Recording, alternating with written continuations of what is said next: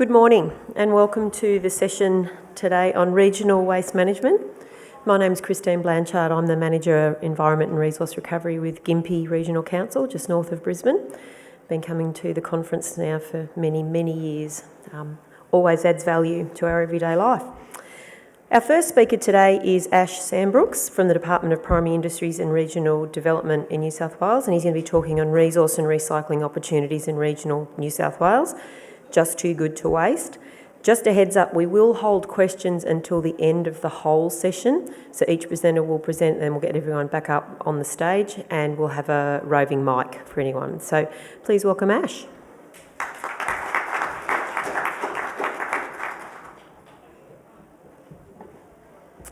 Thank you.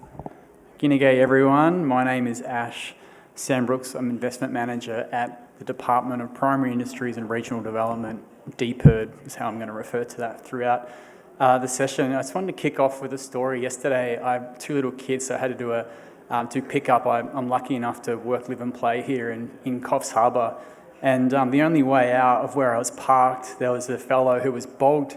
So the only option for me was to get out and kind of help this guy push his car out. And two things jumped into my mind. The first one was the car kind of emphasised this big challenge that we have and kind of doing my little tiny part to try to push this sort of target or get this thing out of the car park. And randomly the second one was, if there's any Ben Lee fans in the room, it was, "We're all in this together." So it was just quite a moment. Before I kick off my presentation, I just want to acknowledge that we are on goddamn gorgeous, beautiful Gulmangia country and pay my respects to any Aboriginal or Torres Strait Islander folks in the room and those who are streaming online. I just want to take the opportunity to talk a bit more about the agency in which I operate in and some of the work that we do. And the team that I operate in under DPIRD is called Regional Economic Development. We are Australia's only promotional investment attraction agency that squarely focuses on regional areas. We sort of develop this really core understanding of the region's specialities in certain sectors and understand who to talk to. And we've been really successful in landing some really exciting investments right across the state. I work in the clean economy sector, so my speciality lanes, if you like, are recycling and circular economy, sort of attracting major infrastructure into the regions, but also companies that are looking to expand into multiple regions. That's where we sort of come in and help with that process. I think what really sets us apart is we have a regional development network, and they are all economic development managers, and they're dotted all around the region. There's Armidale and Albury in the room and the speakers, and in areas like that, we have these people on the ground, and they're just such a rich resource, not just for investment attraction, but once that more aftercare, so the economic development stuff around workforce or complications with housing and all those sort of aftercare services. This is my sort of overall and purpose, my kind of 5-point plan, if you like, of why I'm up here, what I'm talking about. Starting with demand over the last 3 days. This is my first time at the conference, by the way. It's been an amazing opportunity to listen to some of the fantastic people talk about this demand and the targets that we need to reach. So touching on a bit of demand, some of the driving policies, very, very lightly talk about some of the driving policies that's contributing to the demand as well. I'll spend the bulk of my time in the key opportunities section. We have a waste and recycling prospectus that's sitting with the Minister, and the 4 streams that, although there's many more streams, but the 4 streams we've identified as priority, sort of sending a message to market. These are the streams that we're looking at and trying to encourage more investment in plastics, tyres, e-waste and organics. And in true investment attraction style, I need to talk about our competitive advantages of regional New South Wales, with a sort of more consolidated focus on our world-class precincts. So we have special activation precincts and regional job precincts as well that I'll touch on a little bit. And then I'll kind of finish the talk off where it started and again re-promote some of the services that we offer. Going to run through this quick. This is Just on the demand side of things, is population growth. We've had so many big stats over the last 3 days, but a little birdie of the New South Wales EPA said to me yesterday that waste generation in New South Wales has risen to 2.4 million tonnes in the year 22 to 23, with predictions indicating it could reach nearly 37 million tonnes by 41, 42. It kind of like was a real knock me over with a feather quote. Capacity, landfill capacity, Minister Sharp, and funnily enough, that fellow who I pushed out of the bog was linked to Minister Sharp, so it was kind of a bit of a hilarious moment as well.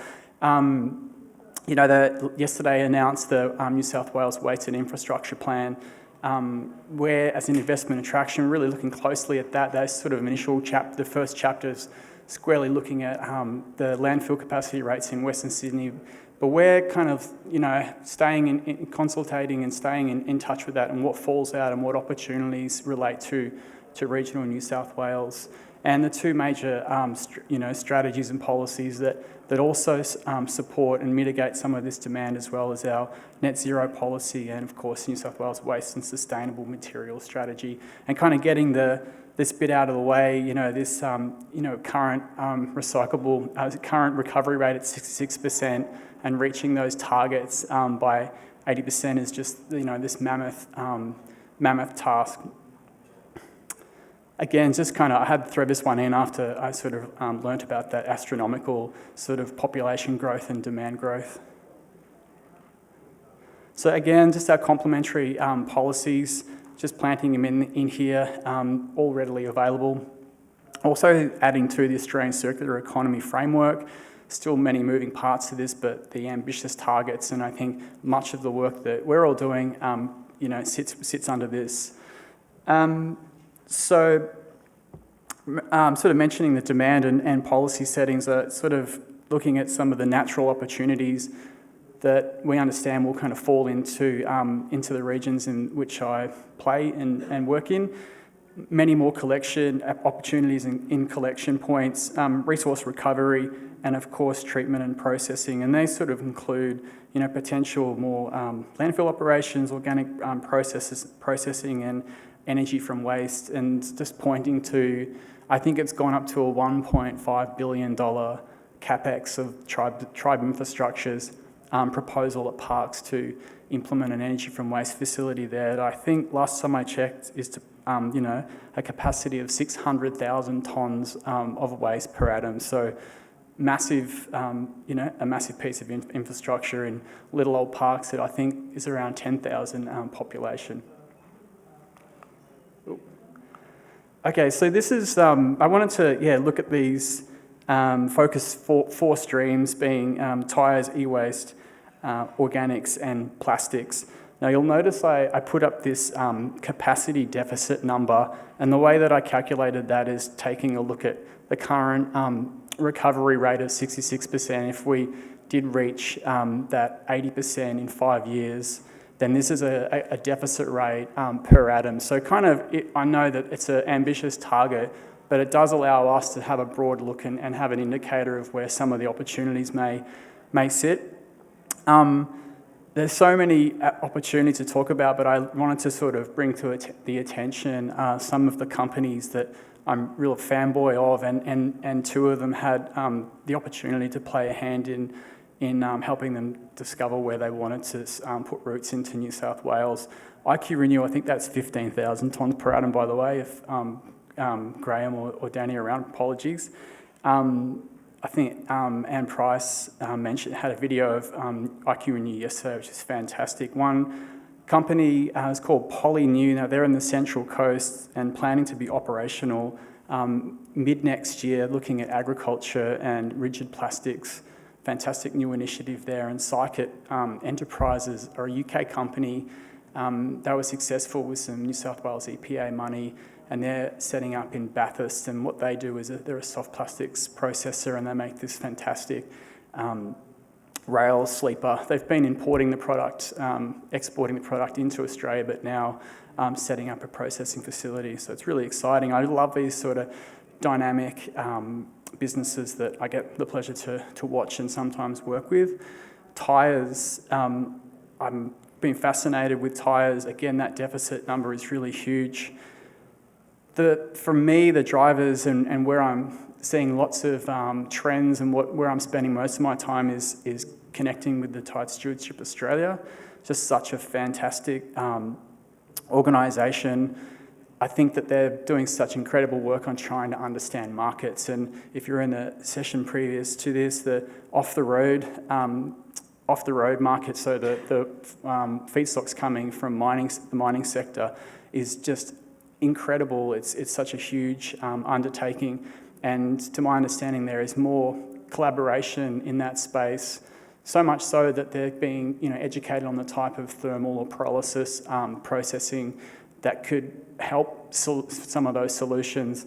And so that's a space that I'm paying a lot of attention to, and kind of where it's sitting for us in regional New South Wales is in Parkes, in the Special Activation Precinct in Parkes. They're an energy from waste precinct as well, and getting a lot of engagement in that space there, which is really exciting.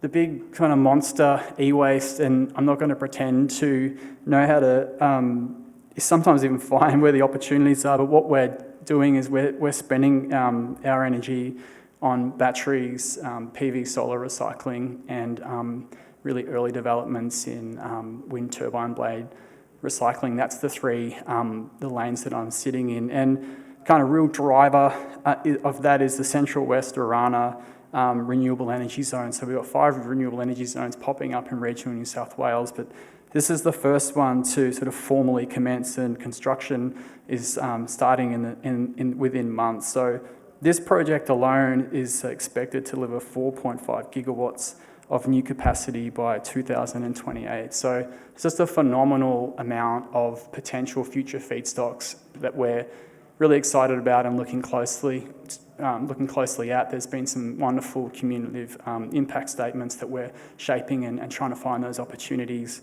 I connected with Econia yesterday. I don't know if anyone's seen the really amazing campaign they did around the turbine main campaign. It's like the getting the wind blades and putting them into surfboards, like components into the surfboards. And I just thought that was an incredible campaign because it really got people's creative minds thinking of the possibilities of what is possible. And there's a hell of a lot of these feedstocks coming online in the next 5 to 10 years.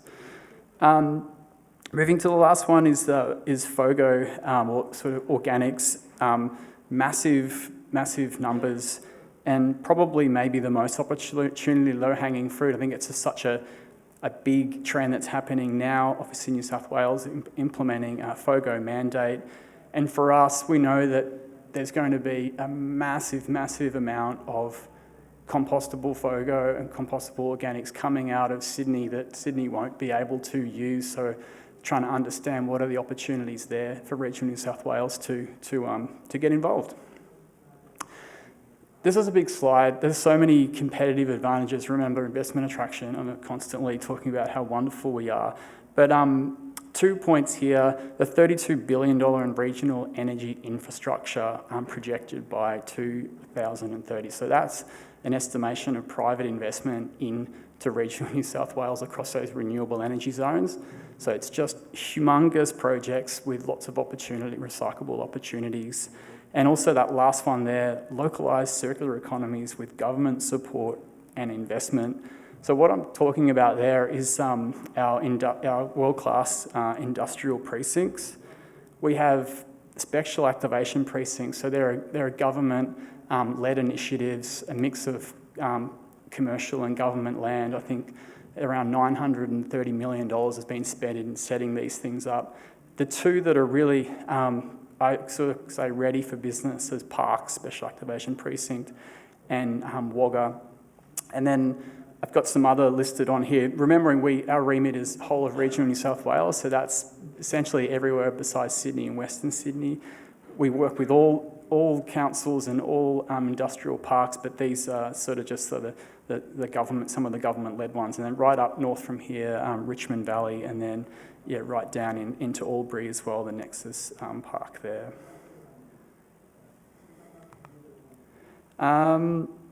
Very briefly on our special activation precincts, as I mentioned, yes, my notes are saying $950 million worth of investment.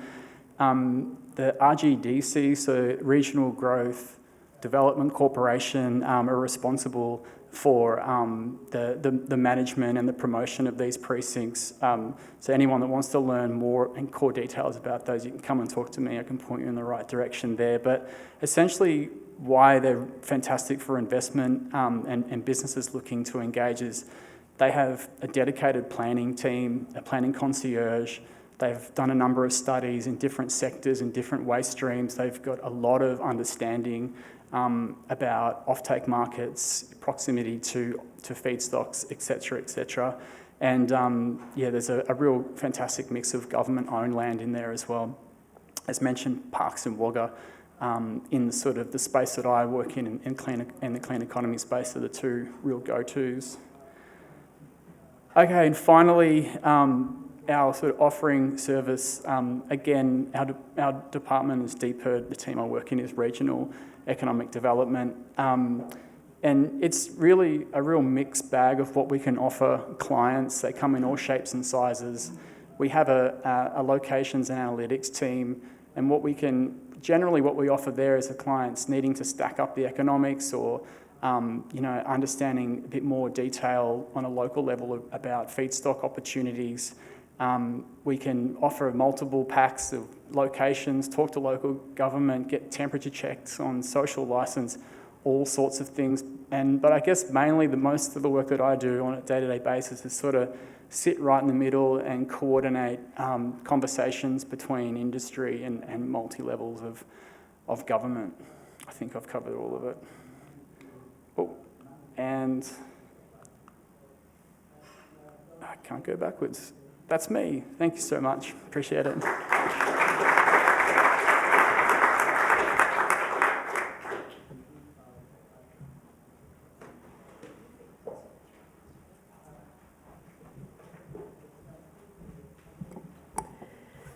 Thanks, Ash. Our next speaker is Guada Lardo. She's the Manager Regional Waste at Armidale Regional Council, and her paper is on Focus on Foundations for Regional Waste Management. Please welcome Guado.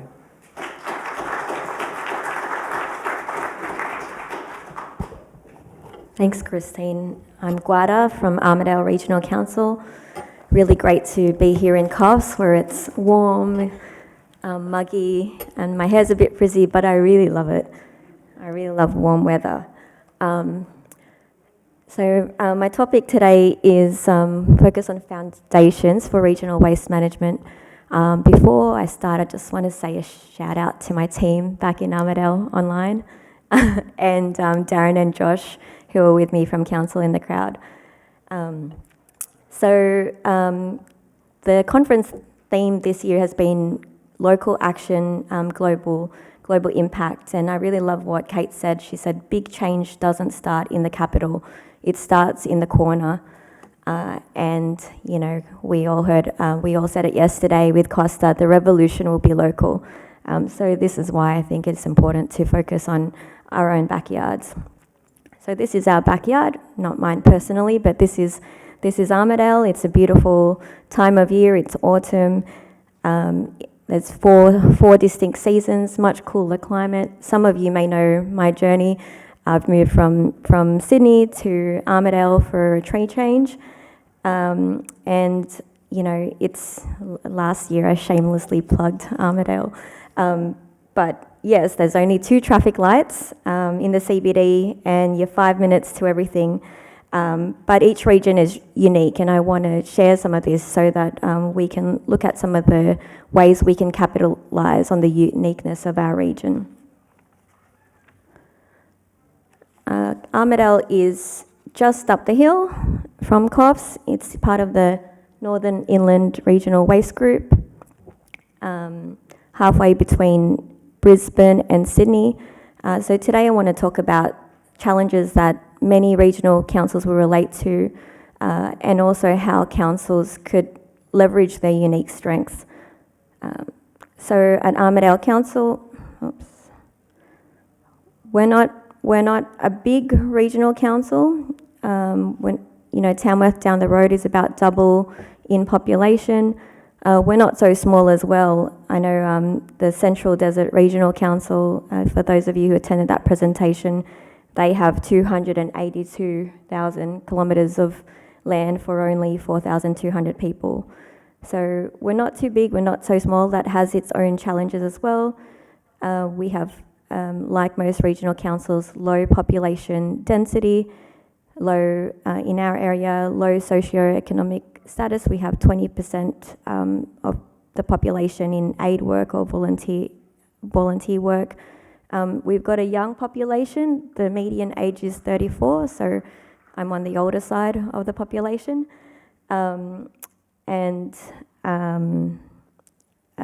Only about 9,800 dwellings.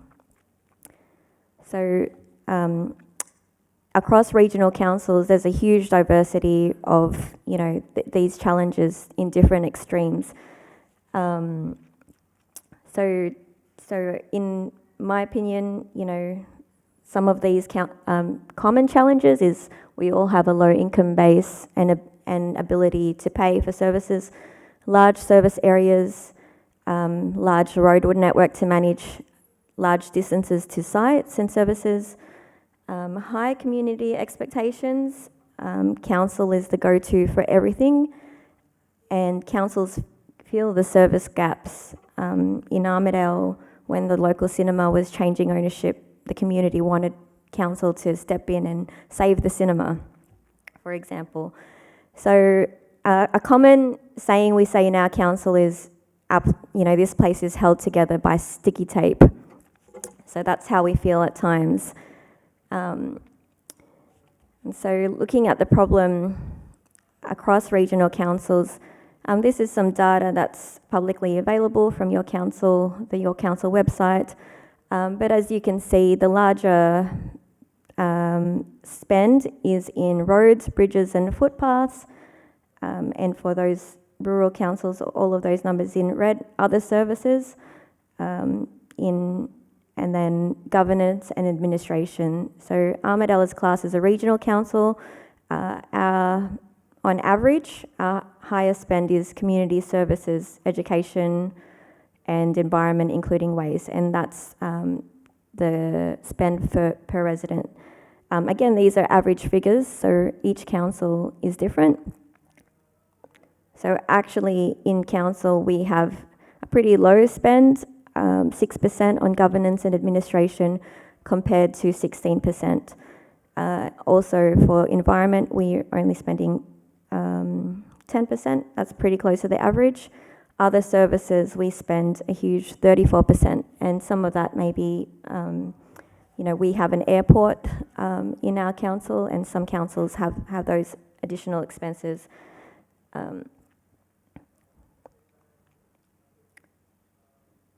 So, how far does this 6% take us in terms of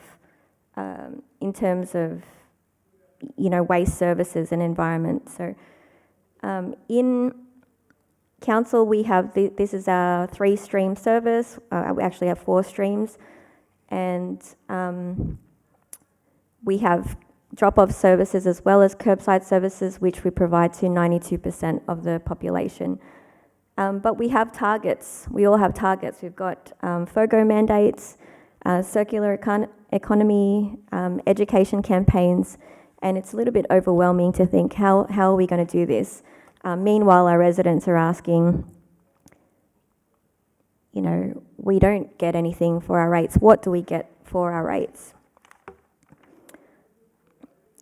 So I've spent a bit of time looking at the problem, as Einstein suggests, spend most of your time looking at the problem. What I wanted to share today is in my journey, the last 2 years that I've been with council, some of my reflections on how, I felt being able to sort of reduce that overwhelm and look at it in terms of manageable chunks. So if our house is held together by sticky tape, then let's focus on some foundations.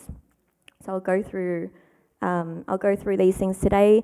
And another thing that's relevant in our council, we're going through a Restore and Thrive journey, we're a few years out of administration with the new GM. There's a lot of challenges, and every council has its challenges. So you may relate to some of these, but I see circular economy as as an industry, we know we're not there yet. So it's definitely a thrive part. So we've got to focus on restore. So I'll talk about regulatory functions for providing essential waste services, legislative compliance, basics for waste avoidance and resource recovery, and business. So firstly, have we got bins being picked up on a regular basis? Hopefully. If not, that's where you start. So if you've got that, when I first started, we had our contracts expiring for collection. We had no further extensions. That was my priority, to get contracts in place. And in a short time frame, it wasn't perfect, but we were aiming for progress. So that's a win.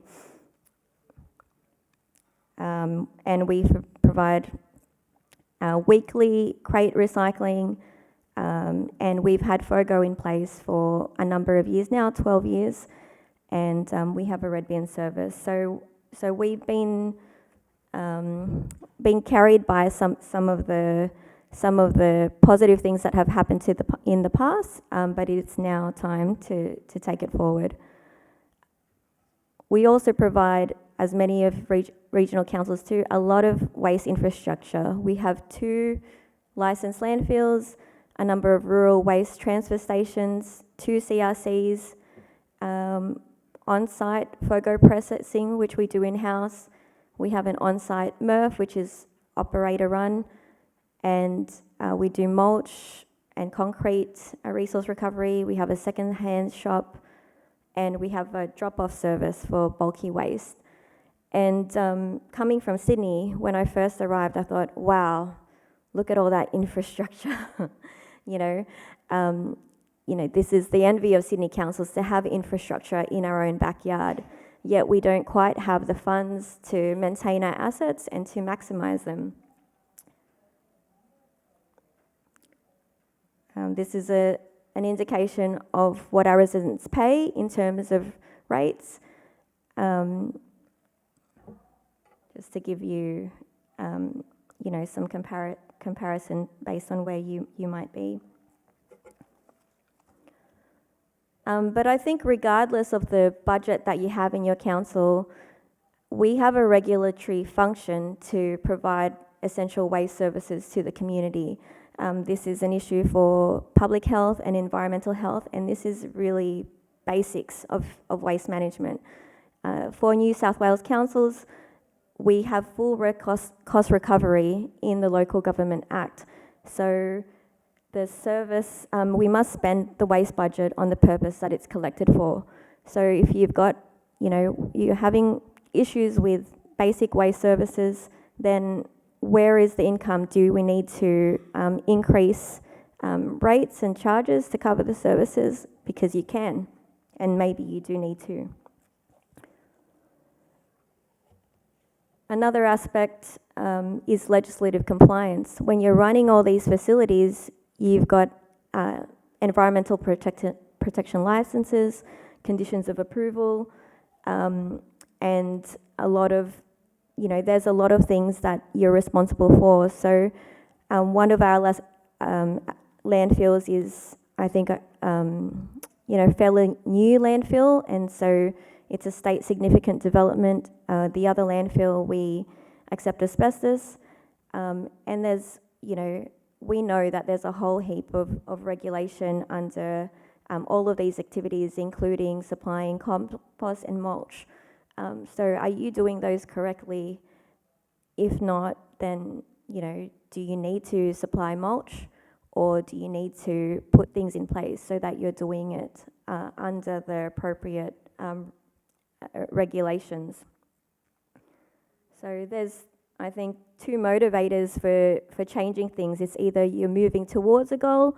As an industry, we're trying to move towards resource recovery, but another motivator is to move away from the current state. And if you have risk of penalties for non-compliance, and with the increased penalties, you're looking at $4 million for negligence. And if the EPA has said time and time again, this landfill needs to be remediated, or that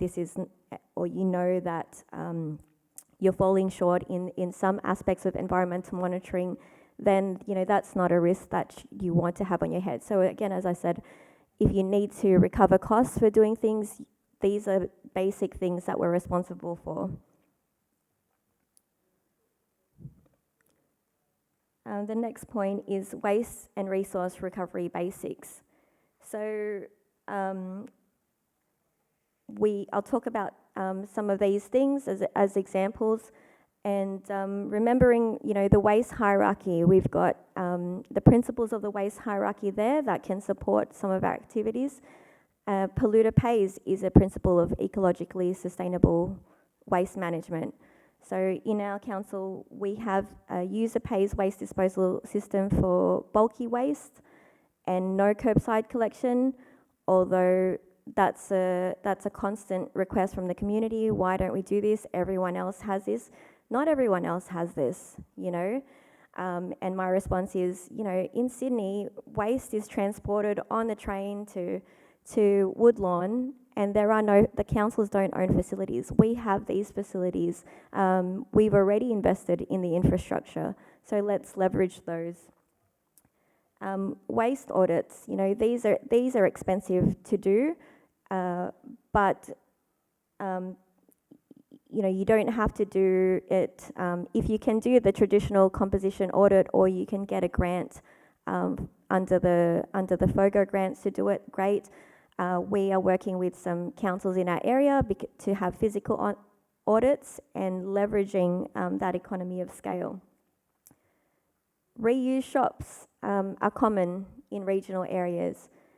We recently took one of ours in-house, and we're open half a day on Saturday and half a day on Sunday, and each weekend it brings in $1,000 to $3,000 a year, enough to fund the staffing for that. That's only 2 half days, and the resource recovery benefit, and that's with everything being sold for $1 or $2. These are things that are not so easy for the larger metro councils to do.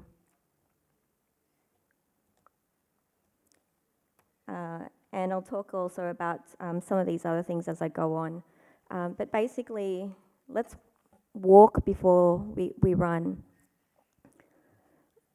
Here's a colouring in page of our process, and this follows council's process. And it's not a model for circular economy, but this is what we do, and we have pretty good supply chain visibility because we have local suppliers, and our recycling contamination rates are quite low, so they're sold to domestic buyers. So I like what Suzanne from ACOR said the other day. She said recycling is the link to circular economy. So whilst we might not have the answers or be ready to take on the challenges of circular economy in regional areas, recycling is the link, and I think source separation is the key to recycling. So I was surprised when I first arrived that we had a crate system in place, and I thought, okay, well let's just see how this works. But it really works, and in terms of our contamination rates, our KPIs for our contractor are 3%, and often we're getting below that. So this is real recycling. We've, as a result, because it's a crate collection, our MRF size doesn't have to be as big. There's some manual sorting, but that's local jobs. And to quote Terry from Busy as well, she said the future of recycling is circular, local and transparent. The regional waste group, so I've got NIW in the room, and they are such such a good network, and coming into the region, one of the first things I was keen to do was connect with the Regional Waste Group. And I think everyone who's been involved with one would understand the value of that. So regional procurement, joint procurement, so especially when you have a site-based audit, when a contractor has to travel to the area, if they can group it with your neighbouring councils, there's definitely significant savings there. Education campaigns, that consistency of messaging, that saturation, we have CRCs which are standardised by the EPA, and asbestos is the same messaging for everyone. They're constantly seeking funding opportunities as well. And the other thing is the advocacy and submissions. So the last item is business, and this could be business strategy, analysis, everything, and you don't need to necessarily have business expertise. There are some simple things that you can do. A SWOT analysis, which we have done, looking at your risk, elevating those risks and making sure that they're accepted at the right level in your organisation. Asset management involves, reviewing service levels. Do we need to have our facility open to the public 363 days a year when we're low on resourcing? So these business cases have led to us for some, efficiencies, moving things in-house, as I said, and some changes and improvement. Here are some live examples of overcoming these challenges, and I want to share from also the region. Remote site management, not staffing these sites, and it can be as cheap as fencing, a Bluetooth padlock, and a surveillance camera. So Adrian is in the crowd, so if you want more information, reach out to him. We've got some strengths. We do in-house processing. How can we leverage that? And with the FOGO mandates, that's an opportunity worth exploring. And for other councils considering doing this themselves, please get in touch, because it might be worthwhile. We definitely have weaknesses. Data is an issue for everyone. Is it worth investing in? In our case, we had purchased a weighbridge but not installed it, so now we're putting it in to get that data. And another one, I was glad to hear Ash's presentation. There are unknowns. So in our region, we have the renewable energy zone. There's so much waste. There's not enough landfill. We don't know what to do. But let's keep sharing our problems and connecting with people who can help us solve this problem. So we can overcome a lot of our regional challenges, large service areas and some of those things. Focus on what you can control, and keep learning and from one another and conferences like this. Lastly, I want to just say, celebrate your wins. As I mentioned, we've had our own FOGO processing in place for over 12 years, and last year put in an award for that and got a commendation in the local government, the Keep Australia Beautiful Awards. So in the circular economy category. So now we are actually talking circular economy. We're doing aspects of it without realising it. Thank you very much. Happy to be contacted if you have any questions. And just another, this is a point of embracing our uniqueness in Armidale. It's a cold area, and when one department is doing something well, like the Big Chill Festival, we all gather around and celebrate it. So that's leveraging your uniqueness, but also an invitation to come up to Armidale if you don't have plans this weekend. Thank you.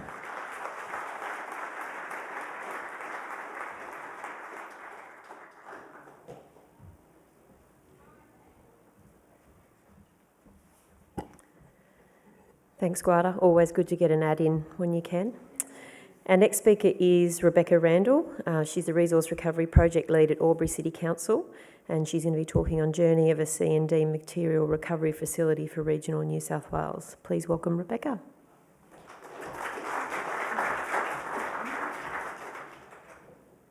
G'day.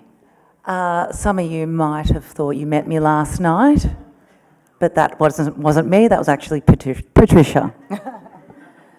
I'm Rebecca Randall. I'm the project lead of the Regional Resource Recovery team at Albury City Council.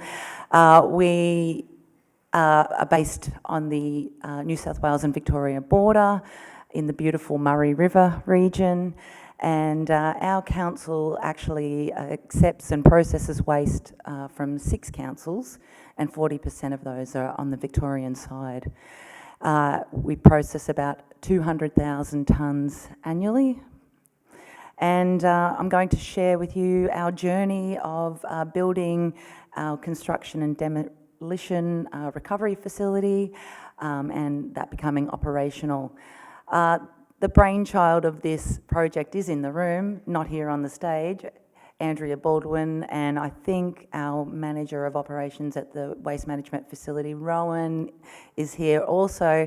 I'm actually going to ask Rowan to come up and take the questions at the end of this session because he is way better equipped to do so. So first I will just acknowledge the EPA and the Environmental Trust who supported this project. So this is just a bit of a brief time frame of the whole project. So in 2015 we started just manually sorting through that waste material with 2 labourers and 1 plant operator. And then we moved into deciding to go ahead with an application under the Waste Less, Recycle More initiative, which we were successful in being awarded $2.2 million. Our council was required to provide $3 million at that time towards the project. And in 2019, the deed of agreement was signed, but however, we had some major delays due to COVID, and have finally got to opening up in 2024. So this is our trial site. Initially we were, as I said, with the manual processing, having a 12% recovery rate. As you can see, they're out there processing this in the elements, and Albury, you know, gets to under 0 sometimes in the winter, in the morning, so it's not that ideal year round. There's another photo of that, the piles there happening. Then in 2018, Andrea actually attended this very conference and did some networking and was able to receive advice on some potential facilities to model from, and she was referred to a site in Adelaide, Eco Waste, and they were very supportive, offering their knowledge and expertise to help us move forward in making it happen. And then fast forward to 2024, this was what we built. And as you might be able to see there on the second picture, or sorry, the one on the right, that we have a site office at the back there as well. And inside this beautiful clean shed with initially with no plant in there and a steel floor to avoid damage to the concrete. And then when the plant was installed.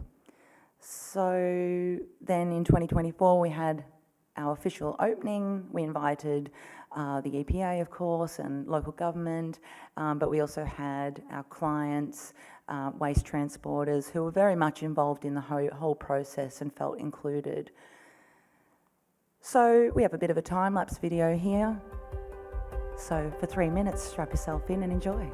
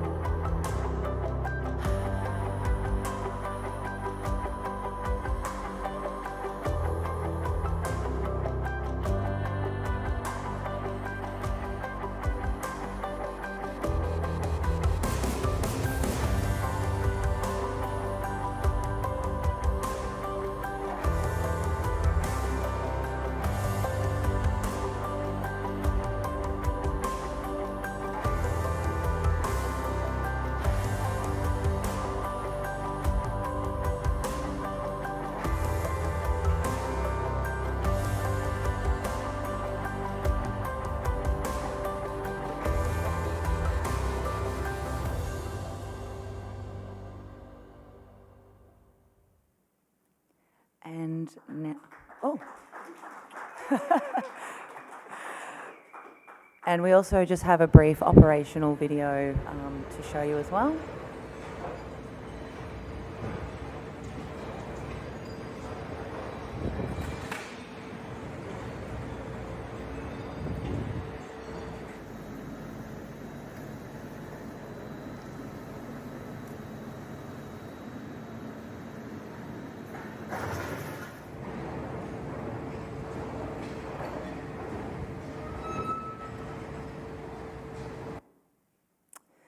So, suitable material, obviously construction and demolition waste, but we also accept mixed dry waste, and examples of this might be a deceased estate with furniture and the like, or the Department of Housing doing some cleanups.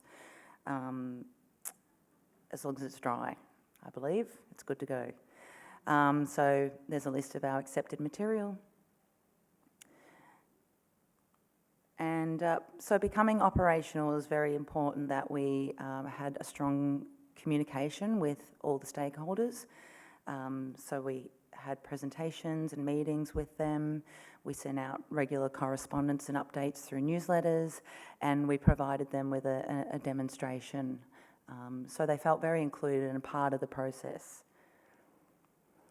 So what has worked well, certainly that engagement with our clients. That's been very important and has contributed to the success with contamination. We have image capture of all loads, and we are improving recycling of the materials. We did have significant challenges though. Obviously COVID was a major event that we were all impacted by. So not only did it actually delay the construction, but unfortunately it doubled the cost of the project due to steel prices, and that basically meant that we had to get the council to kick in another $3 million. So a lot of work by Andrea to make sure that got over the line. Servicing post-plant implementation, so our contractor is not based in our region. So that was really difficult to have them manage that travel, and we've had to find some alternative solutions through local expertise. And ongoing education with our source companies. So, you know, managing things like needles or asbestos, that's sort of a constant battle that we're having to manage. And increasing the diversion of the material. It's a bit like being a first-time parent. You have to learn along the way, and we had some challenges around resourcing, staffing was hard, and just learning how to operate the plant, and issues with needing repairs and the like. So I think you have to kind of have an open-minded attitude that it is a process of learning. Oh, I'm sorry. So yes, we have a contamination program in place. It's been a trial that we've had to continue to work through, and that's something that's going to be an ongoing work in progress. So our initial phase, our initial 5 months, so from March to August, as I said, we did have some significant challenges, and so our diversion rate was much lower than we were hoping, and we only processed 4,000 tonne, where we were probably hoping to be at about 10,000 tonne. However, I'm really excited to share that since then, we've been able to get our diversion up to 60%, and we've actually now processed about 15,000 tonne for the entire year. So next year, we're likely to exceed our target of 20,000 tonnes. So we're very excited by that. That is the end of my presentation and sharing our journey. I believe Rowan might be getting up to answer some questions. Thank you, Rowan, at the end of this, but thanks for having me.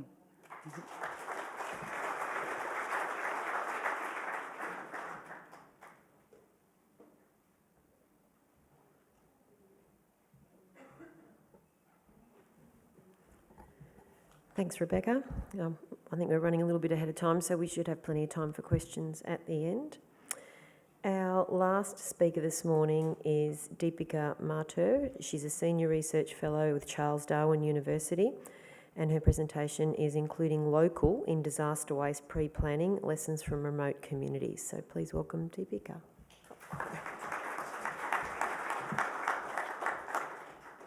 Good afternoon, and this is the worst spot to have just before lunch, so I won't be long. And I'll like to acknowledge the traditional owners of this land and acknowledge the Aranda people from where I come from. I'm from Alice Springs. And so I'll be talking not just regional, but remote and very, very remote.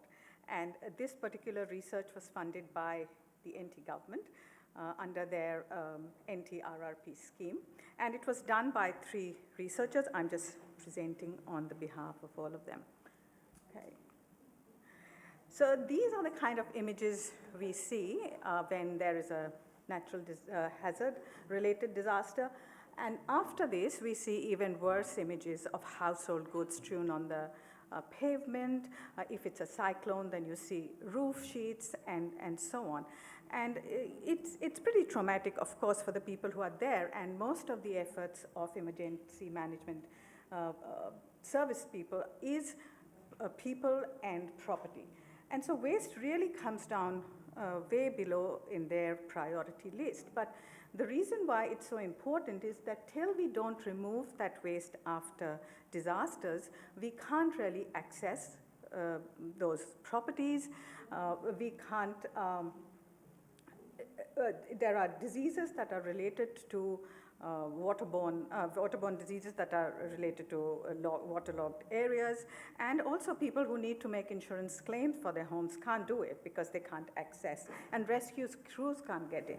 So it's actually a pretty significant problem of removing this waste, but it's not really on top of priority of emergency management services.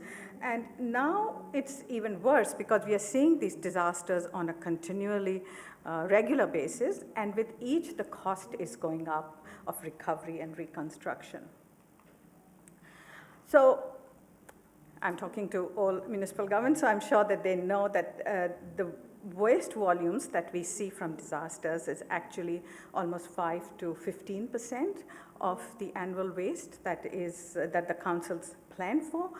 And a significant part of the recovery cost are for clearing up operations and reconstruction. So this includes managing debris right from the time when you remove it, and it leads into ongoing recovery process, which might take years. And safely disposing of this waste is part of it. So we do need to rethink how we are managing this waste. So when we talk about planning for managing waste, it does need to be done before a disaster hits, because then we get into a very reactive mode, and this needs pre-planning. And there is evidence from studies in the US which show that the counties, oh, this has gone blank, is there a reason? Sorry. That's okay. I'll keep talking. So the counties that actually did pre-planning for their waste, first they did it much faster than the other counties that didn't have a pre-plan. They actually recycled twice as much, and they also got 3 times as much federal funding for all their recycling efforts and for the recovery process. Sorry, I still don't have this. I kind of know, but some prompts would be good.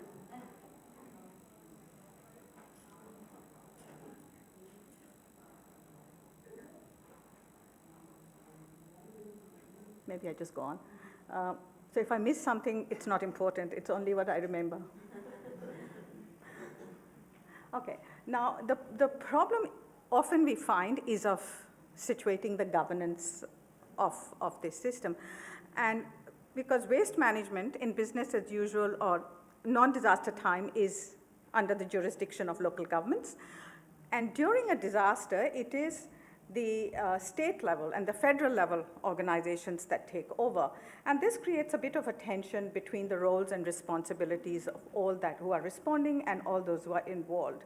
And so it means who are the people who are going to do it, do they have access to infrastructure, and so on, the right infrastructure. And so our research was conducted over a year and a half, and we looked at Northern Australia, and I'll just explain that after this one. And what we tried to examine, and what are the processes and proceedings in place for waste in normal times, non-disaster, and what happened during the disaster times. And when we were conducting this research, we saw that there is a need, or there's already a shift when we look at waste governance. So it's no longer waste management, but it's waste governance. And what is meant by that? When we talk about management, it's more a managerial approach. But when we talk about governance, this includes all the actors that are actually included in that process. And last 2 days we have heard a lot about inclusiveness and taking along all the actors that are there in waste management space.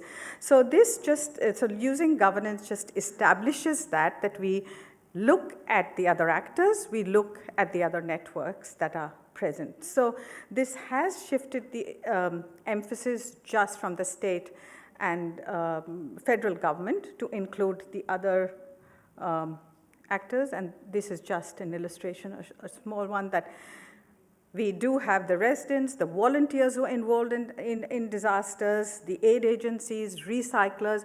So it's not just the government that can actually they can take responsibility, but they're not the only ones who are in that space. And it's important to recognize these actors, their roles, and also how can we coordinate the whole disaster response better. So this is the area that I look at, and I don't know if this works, but Alice Spring is right almost at the base. So I live there, and what we were trying to see is how does it work in remote and very remote regions. And so we looked across the Northern Territory, and it's extremely different from, of course, from New South Wales, but this is from the southern states and territories, and it has the lowest population density. So I think Gaurav mentioned 3.5 people per square kilometers. We have 0.2 people per square kilometers. So it's almost like an arm per square kilometer or something of that. And most of the residents live on the top end near Darwin, so 60% there, 11% near Alice Springs, and the rest are in remote indigenous communities and homelands. And so they're really, really small settlements that we are talking about here. And also to emphasize that our landscape is very different, because you can see how large it is and how dispersed the population are. So the transport networks are a challenge to move waste around. We have access to communities. Some communities, 6 months of the year can't be accessed by road.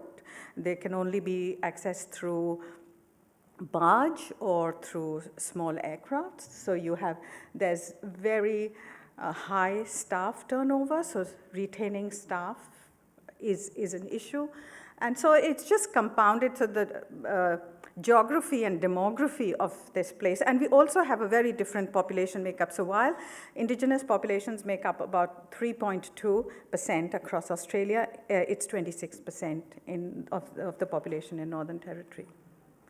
So in our research, we collected information from all the people we thought who are involved in disaster waste management and regular waste management. And these included the NT government, because they are the emergency services, local government who provide waste services at other times, the remote communities, some of them we involved across the top end, the residents, the organizations that run in those communities, and the local ranger groups. And so there were 3 findings that we had. And the first one was that we do need a distinct waste management plan for each community. And it's not just for the whole territory, but for each location, and we'll come to that. Similarly, we cannot adopt solutions that are universal cookie cutter solutions that are developed in more urban populations. We have different access to different infrastructure and very different makeup of the remote communities. For example, that if we want to recycle waste from after a cyclone in a remote island, we first have to consolidate it, put it on a barge, and then that barge will come to Darwin.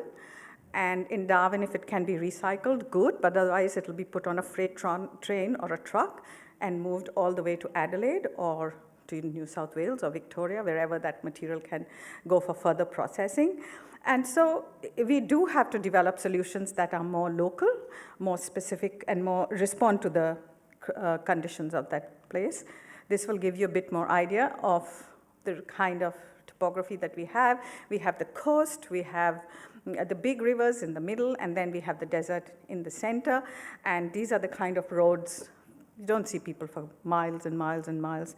And these are like not all season roads. So apart from that, we do need to know that if we have to respond to a disaster, what is the access we might have to that area, which time of the year are the rivers flooded, how far are these communities from, let's say, Darwin or Alice, where they might have to be evacuated to.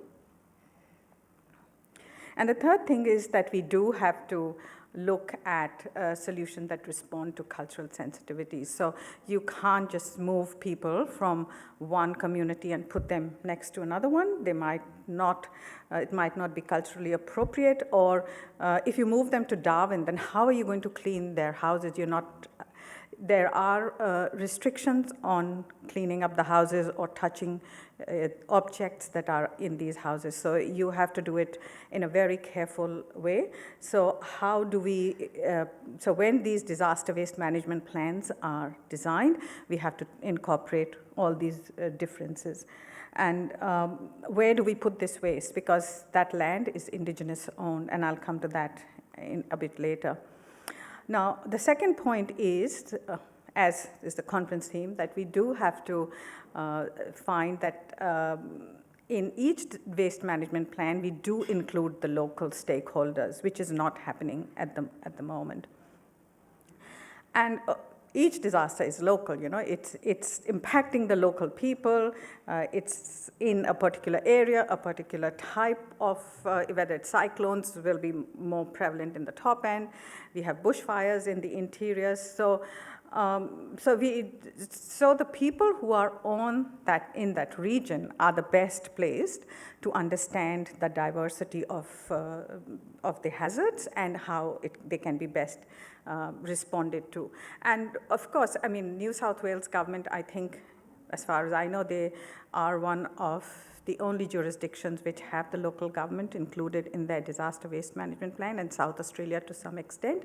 But while we were doing this research, we did not come across any other region which had it embedded in their program. And so the people that we are looking at are the local government. They are the ones who actually, before a disaster, know which staff is on leave or who will be there, which machines need repair, and will they be ready for this disaster. So they definitely need to be part of this response. We have community organizations such as Indigenous Rangers. They know the land and they have license to operate machinery. So they also need to be part of that conversation of how do we respond to disasters. And of course, the appropriate community leaders, because as I said, I've been repeating myself too often that these communities are really remote. So for any state or territory government organizations to come there with help is going to take some time. So these are the people on the ground, and so even the local community has to be, you have to build capacity as how they can be the local leaders and they can channelize people and activities in preparing and responding to disaster events. I'm not going to read this table, so don't worry.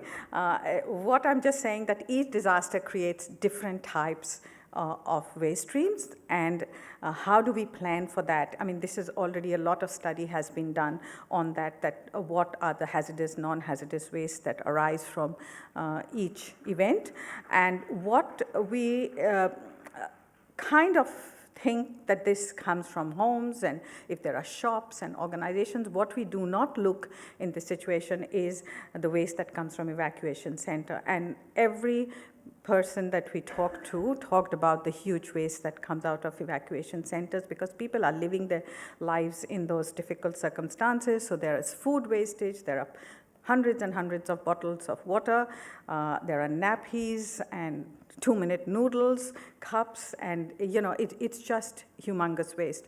And we know that this is going to happen because people do have to live somewhere. So if we start planning for this and use it in our procurement, how are we going to procure the material, food and other things for the people in evacuation center, and where is it going to go? So it's not really rocket science, where do bottled water goes? But because we are in such a state of panic and urgency mode that we do not have the time when a disaster is unfolding to start looking for this. So that is the reason why we say all of these things can be planned for, especially in evacuation centers. So why don't we do it and start before a disaster? Another point is that where will this waste go? So you can, of course, put it all together and maybe light it up, or I don't know. But if we have to look at circular economy solutions, look at better solution, then we do need a temporary storage site. And this is fairly regular practice where they are recycling from after hazards, natural hazards. And so you move it to a temporary storage site, and then you can sort it and see what can be recycled, what can't, how far it has to go. But in the Northern Territory, 50% of the land is Indigenous owned, so you can't get permission for having a temporary landfill that easily, because all the land is under the Northern Territory Aboriginal Lands Right Act. So you have to start these negotiations way before, because it might take years, and there are very few landfills in the Northern Territory that are actually licensed. So preparing for this temporary waste too is a process that I think we have to start quite a bit of time ahead.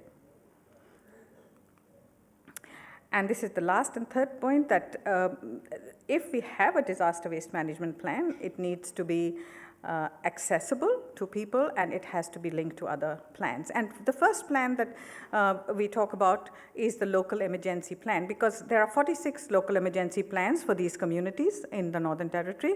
And what they document is what is the land, who are the people who are available, so the infrastructure available, and what are the processes that are going to happen, or people are going to follow during an emergency. So this is kind of the right place for this to sit in. And what this would allow is not only a response to the disaster, but where is the waste? Because local government is part of the team that works on the local emergency plan, but there's no mention of waste. It just seems as if it will just disappear at the end of the disaster. Also, we saw that several disasters have been evaluated or reviewed, and the lessons are documented. We have not had any public inquiry in the Northern Territory that is accessible to the people. So there might be some at the government level, but it's behind closed doors. So unfortunately, what happens if this happens, if it is not accessible, is that you don't learn. You don't understand what resources are required, and how should accountable decision making be done. So such inquiries are required, and they need to be documented and be so that people can see. And another reason why they are required is because there's such a high staff turnover. So you have some people in 1 year, most of them are gone by the next year. So if anybody is working with I have a feeling maybe it's other remote councils also, but if you're working with the Northern Territory government or local government, by the time you've set up your relationships, you talk to them next year, everybody's moved. So if we do not capture that corporate knowledge or the residents' knowledge and put it in a waste management plan, then it all gets lost, and which is a huge loss. So if there are reports made, nobody knows from 1 year. So people will, when we were talking to them, oh yes, there was a cyclone, but nobody knows how things unfolded, how much waste came out of it, where did the waste get moved. The only story, some of the stories that were there was in that cyclone, there was asbestos everywhere. But there was no documented, that's just anecdotal, and there's no documentation. So just to conclude that when I started with saying that we need to rethink ways of managing waste. And I emphasize again that we do need to pre-plan. It can't be a reactive approach. It needs to be more proactive. And the three things that we need to do is having a disaster waste management plan, but which has to be specific to each remote community. It has to include the local stakeholders and most importantly, the local government. And it needs to be linked to other relevant documents and be accessible to all the stakeholders. And as the next stage of, and that's it, next stage of this project, we have just got funding from the federal government looking at designing and doing a pilot for how disaster waste management plans can work in remote communities, and we are doing it across the NT in 3 different locations. And yeah, so if anybody has any information they want to share or they want to see how we are going, more than welcome, because this is a publicly funded project, so we are always happy to share the information that we have collected. And this is also in a report, so feel free to email me and I can send you the report if anybody's interested. Thank you.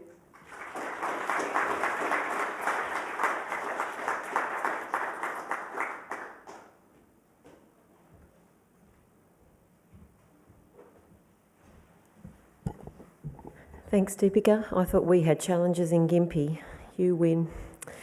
I'd like to invite all 4 speakers up onto the stage, please, for any questions. There is roving microphones. Please wait for the microphone to come to you for the benefit of our live stream listeners. And please identify yourself with your name and where you're from, just so we know where you are.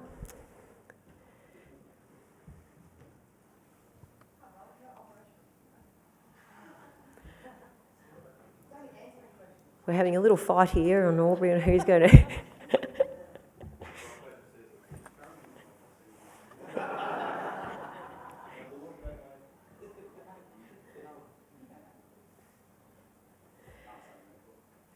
Do we have a question?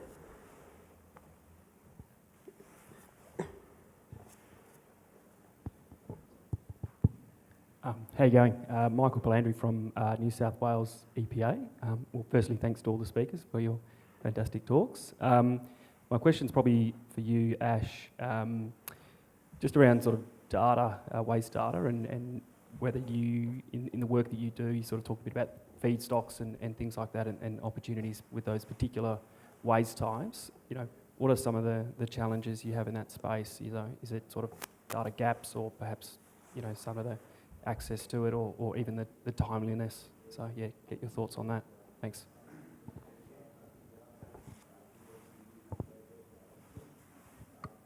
Turned it on. Thanks. Yeah, really good question. On the sort of topic of local, sometimes we're just getting deep into various indicators of data to often come up with an assumption of where that opportunity may be. As an example, as I mentioned in my presentation around the initial res, there's work, there's community impact statements work in that, but that's really the initial build. We kind of try to look a bit deeper in what those future opportunities may be.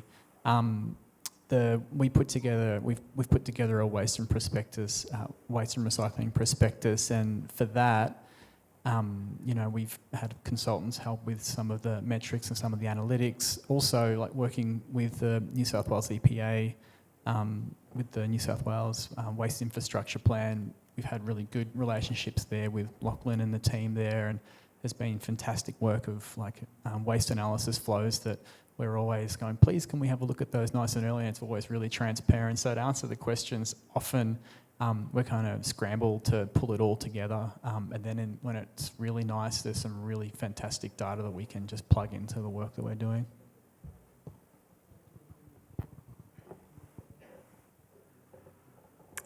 Any other questions?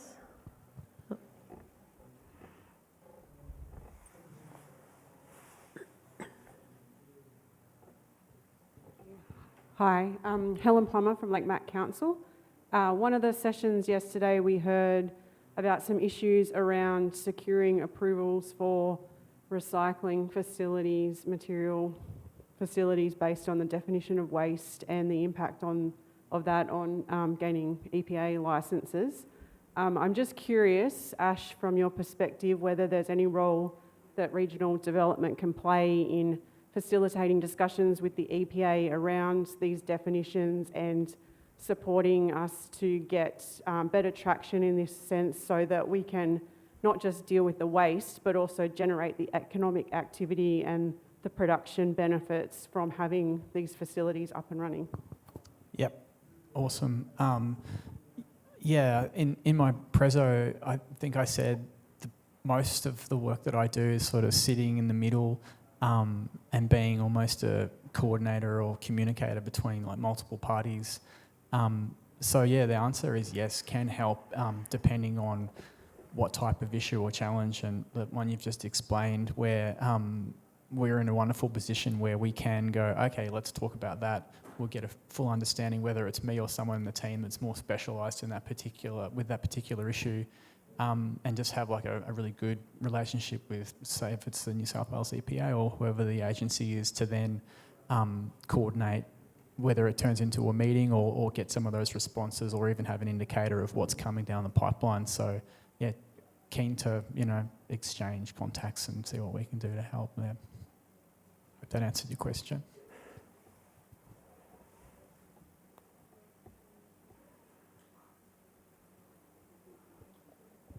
I made him get up here, so I better ask him a question. Rowan,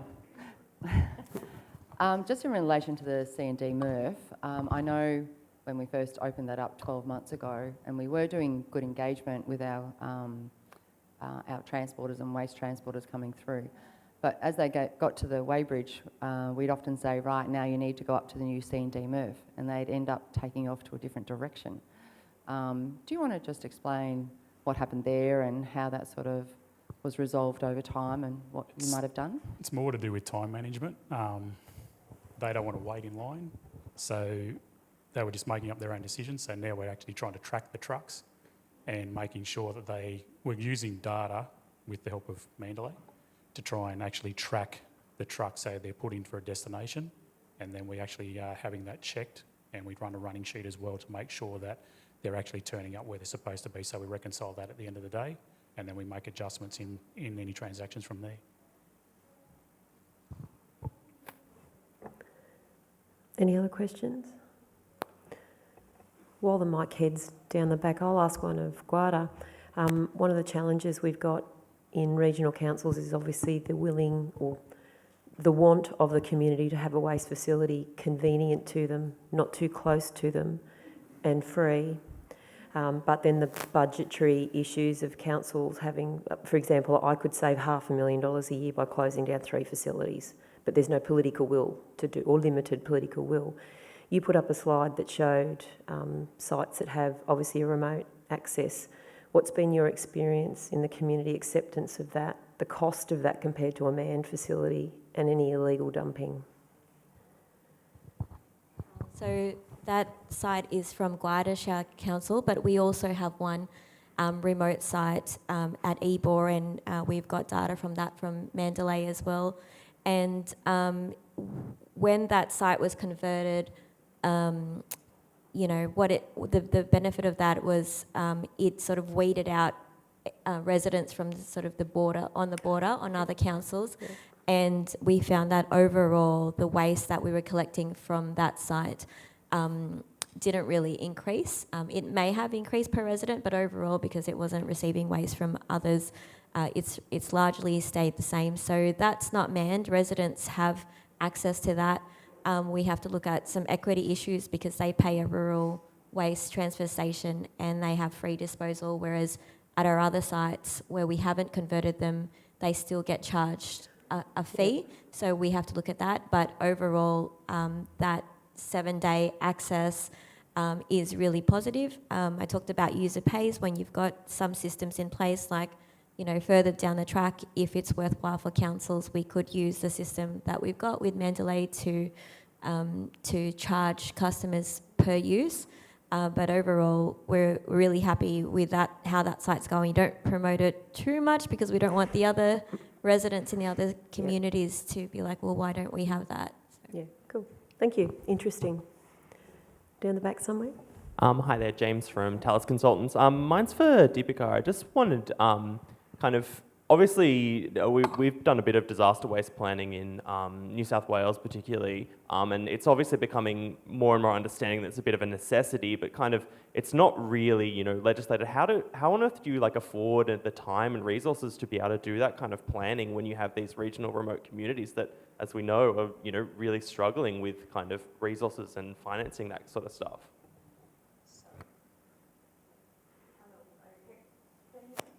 Sorry?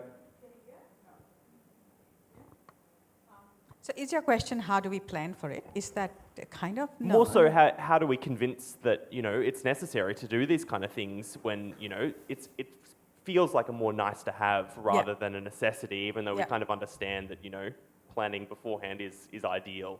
Exactly. And most of the research did show that people don't plan for it because they're successful recovery without those plans. So that's absolutely valid. But what has happened in the recent years is that first stage of disaster management is preparing for it, and or rather mitigating it. And under that, the government is now funding.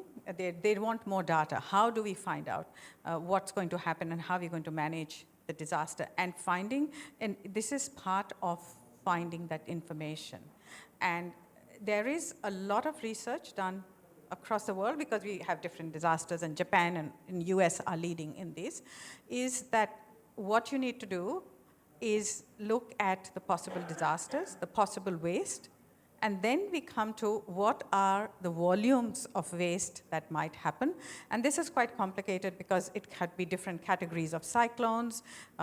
You will have waste from houses, from landscape. So they are actually, and that's what we are going to do now in the next stage. The government has funded us to see how can we do it, because it just seems too much, and it's kind of really overwhelming. So how can we have a plan where we can do it in a coordinated fashion so that any council can actually take that and say, okay, so we do X and then we do Y, and then this is, so we are trying to put in, one of our team members is an engineer, works with AI.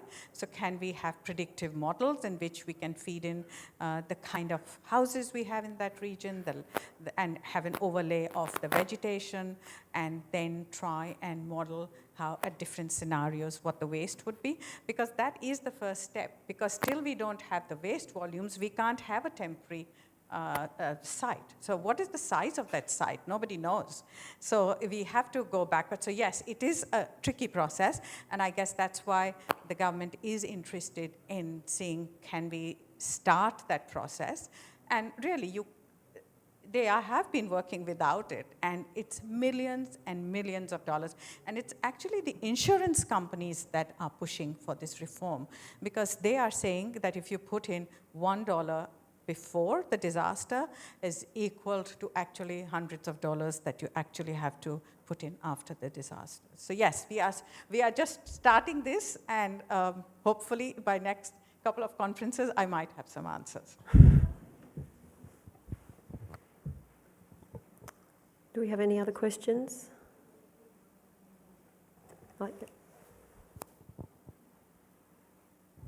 Yeah, hi, Darren Schaefer from Armidale Regional Council. This one's for Ash. I think you said $32 billion worth of investment coming in, is that right, to New South Wales via or foreign investment, I would say, and that includes the RES.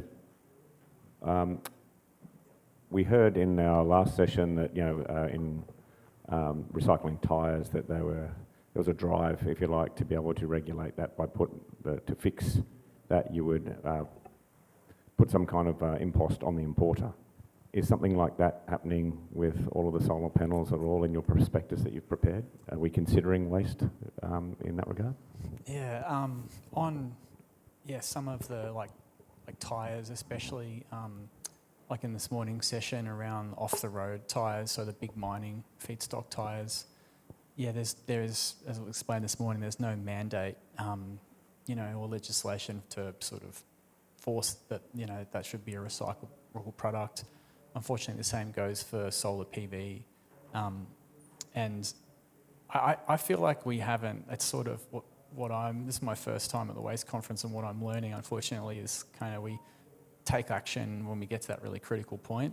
I think with solar PV, if we're talking about infrastructure where, a industrial proponent is putting, a million solar panels into the ground, roughly between 2 and 3% of those when they land are deemed unusable. So there's just a huge initial feedstock there. So there's no sort of mechanism in place, except I feel like the pressure is put on two organisations, being local government currently, and some of them in New South Wales are creating their own mandate on things like solar PV.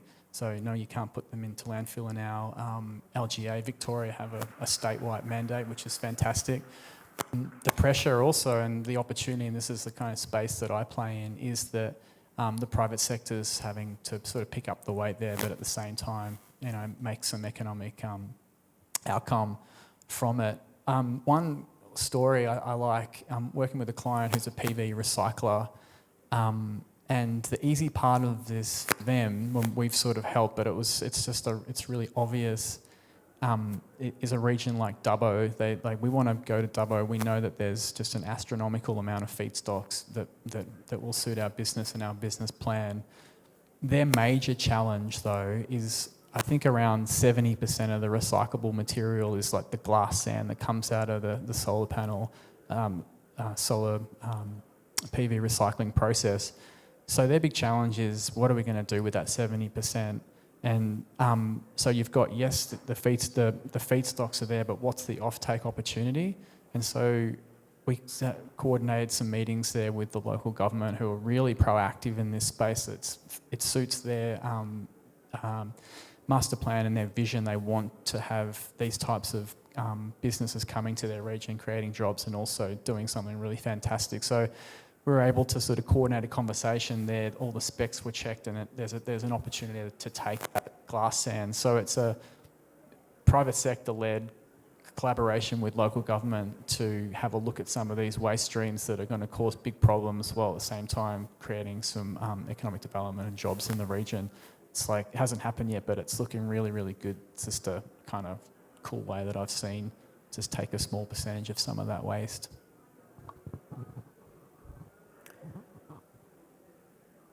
One last question. I'm just conscious that we are between you and lunch. There's a little switch on it. All good? Yeah. Yep. I have one question also for Rowan. Speaking of end markets, how did you finding end markets for the material coming out of the MRF in a regional area? Depending on what we've got, so some of the products we've already got contracts for, so that makes it a bit easier. As everyone probably knows, the plastics are the hardest thing at the moment to try and get markets for, so that's a real challenge that we're always working on.